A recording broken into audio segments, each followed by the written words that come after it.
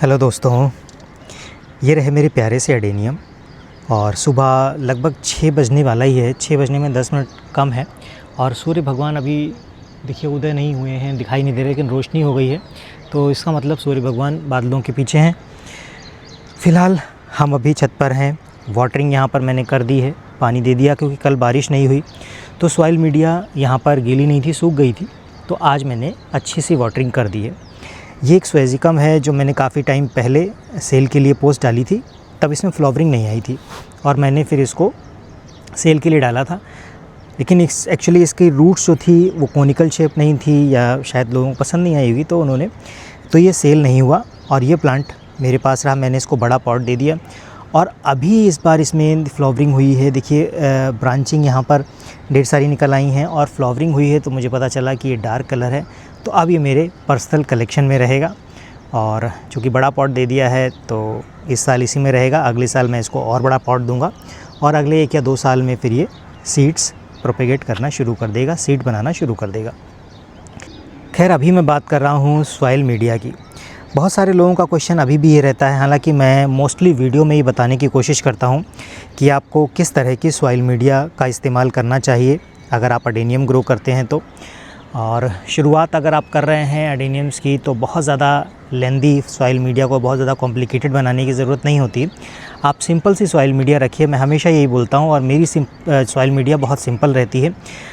और कुछ 1-2 चीज़ें एक्स्ट्रा बता दूँगा मैं, अगर आप डालना चाहें तो उसको डाल सकते हैं।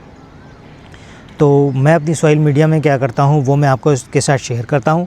अगर आपको अच्छा लगता है तो आप भी अपनी अडेनियम में इस तरह की सॉइल मीडिया का इस्तेमाल कर सकते हैं। देखिए, जब भी सबसे पहले मैं बात करता हूँ सीड्स की। जब मैं सीड्स को लगाता हूँ जर्मिनेशन के लिए, तो फिर मैं उसको कैसे लगाता हूँ सबसे पहले मैं ये आपको बताऊँगा। तो जब भी सीड्स मेरे तैयार होते हैं तो मैं कोकोपीट लेता हूँ, और कुछ समय पहले तक मैं, या इस साल के पहले तक मैं सिंपल कोकोपीट लिया करता था।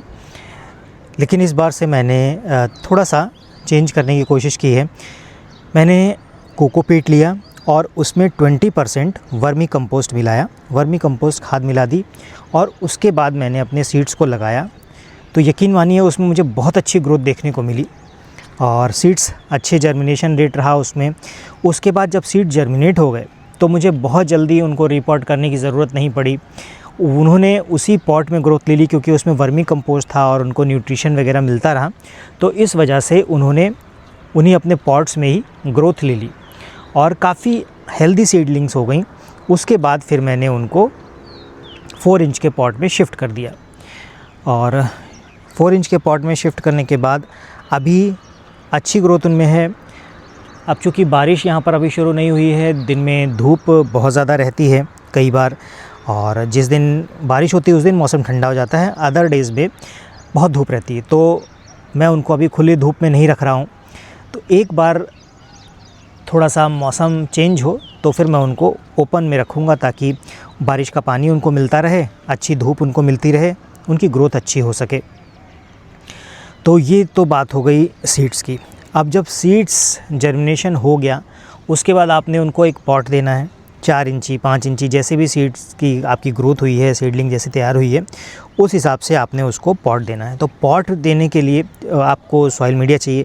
अब कोकोपीट में आप नहीं लगा सकते, कोकोपीट में अगर आप लगाते हैं तो पानी बहुत ज़्यादा रहता है और सॉगी होकर उन अडेनियम रॉट होने का खतरा रहता है, रूट रॉट हो जाता है।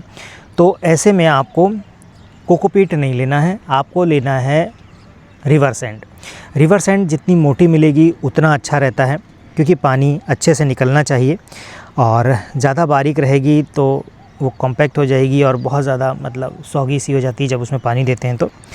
तो आप रिवर सैंड लीजिए, मोटी मिले तो बहुत अच्छा है, नहीं मिलती है तो फिर हम उसको मोटा बनाने की कोशिश करेंगे। उसमें कुछ सिंडर वगैरह या कुछ इस तरह की चीज़ हम उसमें ऐड कर देंगे, जिससे कि सॉइल मीडिया थोड़ी सी मोटी हो जाए। तो फ़िलहाल हमने इसमें रिवर सैंड ले ली, उसके साथ हमने इसमें वर्मी कंपोस्ट डाल दिया। वर्मी कंपोस्ट के साथ साथ मैं इन सभी में कोको चिप्स का इस्तेमाल भी करता हूँ। ये इस तरह आप देख रहे हैं कोको चिप्स, मैं सॉइल मीडिया में ही इसको मिक्स करता हूँ।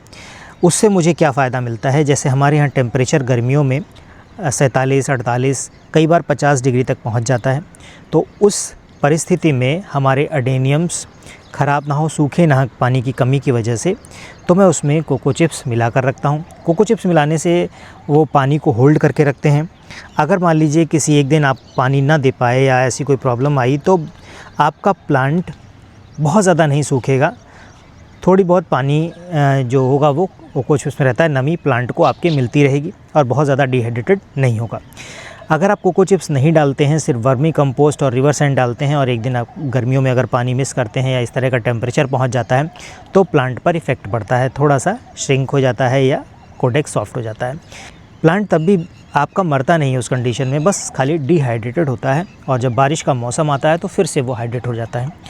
तो ऐसे में आप लोग को अगर आप चाहें तो इसमें कोको चिप्स वगैरह ऐड कर सकते हैं और कोको चिप्स ऐड करने के साथ साथ वर्मी कंपोस्ट, रिवर सैंड और कोको चिप्स। मैं सलाह नहीं देता जो आपका काउडंग मैन्योर है उसकी, क्योंकि कई बार क्या होता है अगर आप डीकम्पोस्ट लेते हैं, मान लीजिए 2 साल 3 साल पुराना लेते हैं तो आपके लिए अच्छा है, लेकिन अगर वो कहीं उसमें ताज़ा जो गोबर खाद हुई तो फिर आपके जो प्लांट हैं उनको फंगस का अटैक हो सकता है, बारिश में बहुत जल्दी पकड़ता है। तो इसलिए मैं कोशिश करता हूँ कि आपको वर्मी कंपोस्ट बताऊँ, लेकिन अगर किसी कंडीशन में या किसी केस में नहीं मिल पाती है तो फिर आप पुरानी, जितनी ज़्यादा पुरानी हो सके उतनी ज़्यादा पुरानी आप काउडंग मैन्योर लीजिए। मेरे ख्याल से तो आप वर्मी कंपोस्ट लें तो बहुत अच्छा रहेगा, उसमें कोई आपके लिए टेंशन वाली बात नहीं रहेगी। तो इन सबको आप मिक्स कर दीजिए। उसमें आप चाहें तो थोड़ा सा फंगीसाइड डाल सकते हैं। जैसे मान लीजिए आपने 4-5 गमलों की मिट्टी या 10-15 गमलों की मिट्टी बनाई, बड़े मैच्योर गमलों की मिट्टी बनाई, तो आप उसमें 1 चम्मच के आसपास आप फंगीसाइड का पाउडर मिक्स कर सकते हैं। और अगर आप और कुछ मिक्स करना चाहते हैं तो थोड़ी सी उसमें बोन मील ऐड कर सकते हैं, और बहुत ज़्यादा नहीं, थोड़ी सी इतना ऐड कर सकते हैं। उसके अलावा जब प्लांट उसमें उसके बाद लगा दिया, थोड़ा और प्लांट मैच्योर हुआ और आपको लगा कि इसको पॉट चेंज करने की ज़रूरत है, तो फिर आपने सेम सॉइल मीडिया तैयार करनी है। और सेम सॉइल मीडिया तैयार करने के बाद उसमें अच्छी सी बोन मील मिलाइए। उसके अलावा जो ये पोटाश आता है, तो पोटाश भी आप चाहें तो सॉइल में ऐड कर सकते हैं। NPK 05234 आप उसमें सॉइल मीडिया में ऐड कर सकते हैं।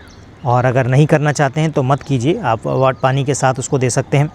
को पानी के साथ भी देंगे तो कोई प्रॉब्लम नहीं आएगी। सॉइल मीडिया में मिलाते हैं तो मुझे अभी तक तो कोई प्रॉब्लम फेस करने को नहीं मिली, लेकिन पानी के साथ देना जो स्प्रे करते हैं वो ज़्यादा अच्छा रहता है। फोलियर स्प्रे जिसको बोलते हैं वो ज़्यादा अच्छा रहता है मिट्टी में मिलाने की अपेक्षा।